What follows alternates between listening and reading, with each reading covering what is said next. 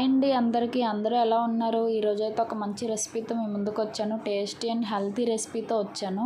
Beginners చాలా ఈజీగా చేసుకోవచ్చండి. చూసేద్దాం.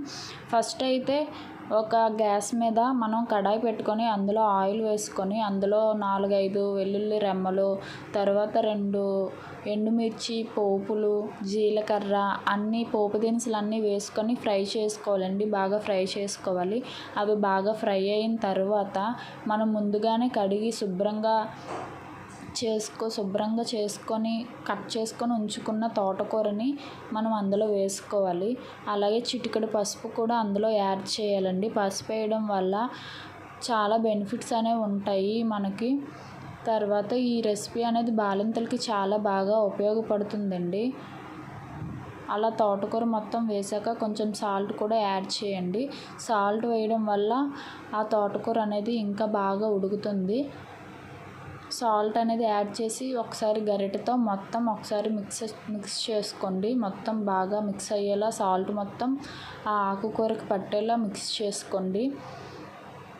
ఈ రెసిపీ అయితే ఫస్ట్ టైం చేసిన వాళ్ళు కూడా చాలా ఈజీగా చేసేయచ్చండి. బ్యాచిలర్స్కి బాగా ఉపయోగపడుతుంది. అలా కలిపిన తర్వాత ఒక 5 నిమిషాలు మూత పెట్టి ఉంచండి. మూత పెట్టిన తర్వాత నేను మళ్ళీ చూపిస్తాను.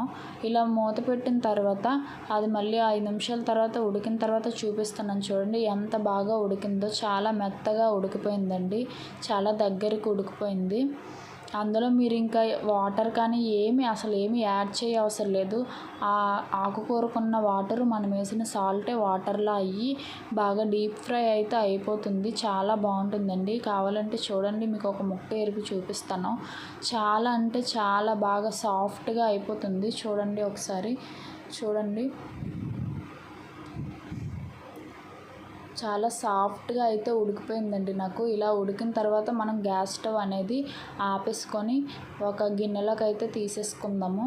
ఇదైతే బ్యాచిలర్స్కి బాగా ఉపయోగపడుతుంది. అలాగే బాలింతలు ఈ రెసిపీ అనేది చేసుకొని తింటే వాళ్ళకి కుట్లు అనేవి బాగా ఆరుతాయండి. తర్వాత దీన్ని మనం ఒక బౌల్లోకి తీసుకుందాము. ఈ వీడియో కనుక మీకు నచ్చినట్టయితే లైక్ చేసి సబ్స్క్రైబ్ చేయండి ఫ్రెండ్స్. కొంచెం నన్ను సపోర్ట్ చేయండి. మీ సపోర్ట్ నాకు చాలా అవసరం. మీరు సపోర్ట్ చేస్తేనే నేను ఇంకా మంచి వీడియోస్ చేయడానికి ముందుకు వస్తాను. మీ సపోర్ట్ అయితే నాకు కావాలి ఫ్రెండ్స్. నాకు సపోర్ట్ చేయండి కొంచెం. ఇలా ఉడికిన తోటకూరని మనం ఒక బౌల్లోకి సర్వ్ చేసుకోవాలి. తర్వాత ఈరోజైతే నేను లంచ్ ఇదే చేశాను ఫ్రెండ్స్. మీరేం లంచ్ ప్రిపేర్ చేశారో నాకు కామెంట్ చేయండి.